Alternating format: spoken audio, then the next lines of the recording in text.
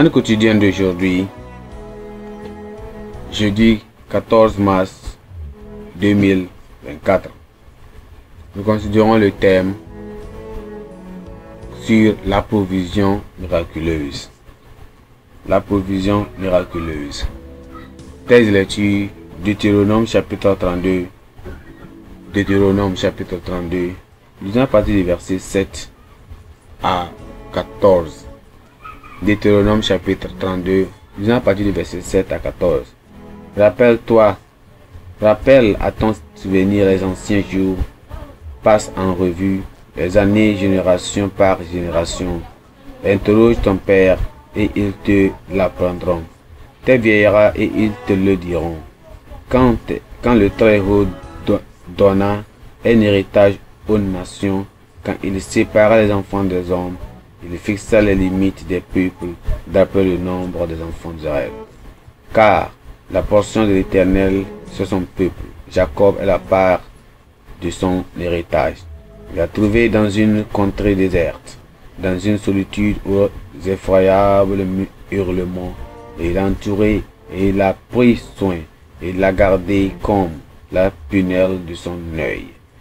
Pareil à l'aigle qui éveille sa courvée, voltige sur ses petits, déploie ses ailes, les prend, les porte sur ses plumes.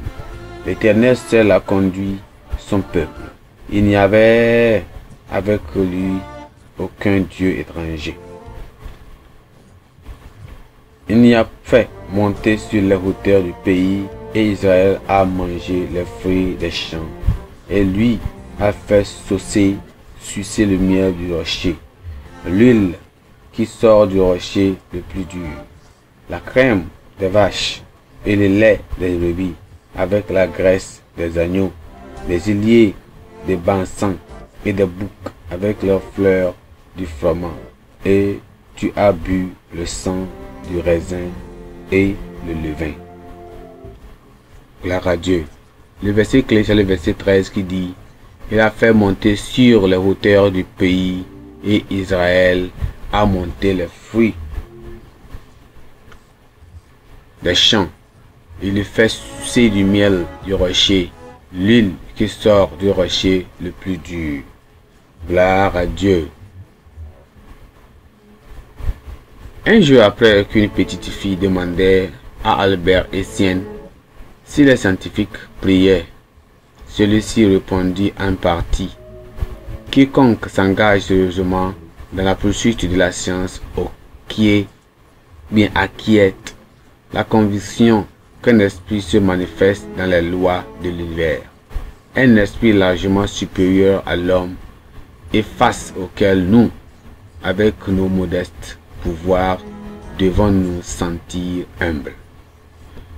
Dans le texte d'aujourd'hui, Moïse déplaint la provision et la protection miraculeuse de Dieu pour son peuple Israël après l'avoir délivré de l'Égypte.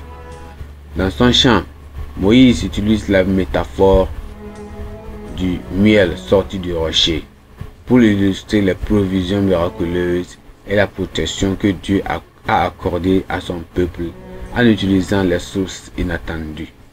Il raconte la provision de la manne, de l'eau du rocher, de la protection contre les ennemis redoutables et d'autres faveurs innombrables.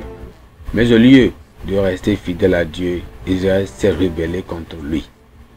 Le fait que des miracles existent et se manifestent encore aujourd'hui n'est pas un mythe, mais un fait incontestable.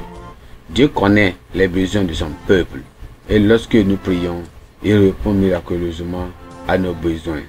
Cependant, le secret qui permet de débloquer les ressources divines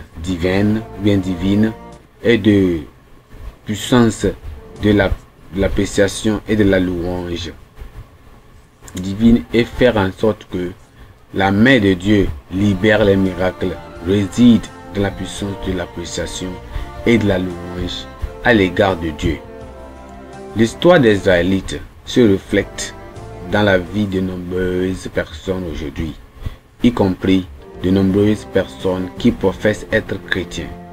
Après que Dieu les a donné les meilleures provisions et les a fait sortir.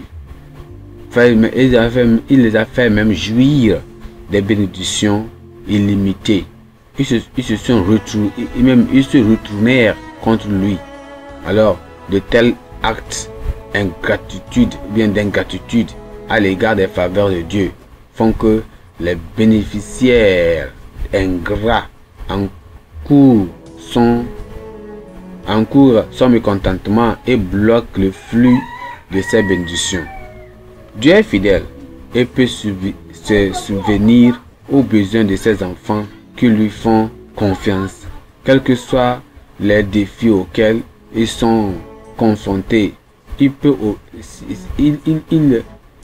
rendre l'impossible possible si seulement nous lui faisons confiance et nous obéissons à lui. Dieu a promis que si nous l'écoutons et obéissons à sa voix, il nous nourrira du meilleur froment et du miel du rocher, selon Psaume chapitre 81 au verset 16. Tout le monde peut trouver la paix, peut trouver aussi le réconfort, peut trouver le repos et même des réponses à ses prières en Christ grâce aux dispositions de Dieu à travers l'œuvre accomplie par Jésus-Christ sur la croix du Calvaire. Alors toutefois, il y a une mise en garde. Vous devez revenir à Dieu avec les actions de grâce et l'engagement de continuer à obéir à ses paroles. Ce qui fera que nous allons toujours se réjouir des bienfaits et des bénédictions que le Seigneur toujours nous accorde. Que le Seigneur nous aide à le faire et toujours nous allons continuer à obéir à la volonté de Dieu et à maintenir sa parole et à maintenir aussi ses lois lorsque nous les écoutons. Et c'est en cela que nous allons continuer à profiter des bienfaits et des bonnes choses de l'Éternel. Amen. Pensée du jour.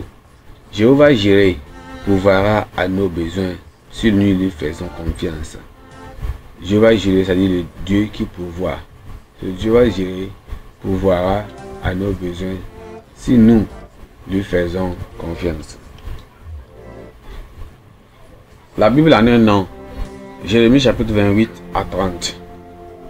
Jérémie chapitre 28 à 30. Amen. Prions. Père, nous te bénissons, te glorifions pour ta parole. Te rendons grâce, Seigneur, car nous savons que, Seigneur, toujours tu nous aimes. Et que, Seigneur, tu nous amènes la parole et tu nous dis ce que nous pouvons faire afin que nous puissions jouir des bénédictions et des bonnes choses, Seigneur, que tu nous donnes toujours. Nous prions, Seigneur, aide-nous à continuer à marcher selon ta parole et tes bénédictions seront pour nous au nom de Jésus-Christ. Nous te remercions, Seigneur, car nous savons que tu nous as exaucés. Au nom précieux de Jésus, nous avons prié. Amen.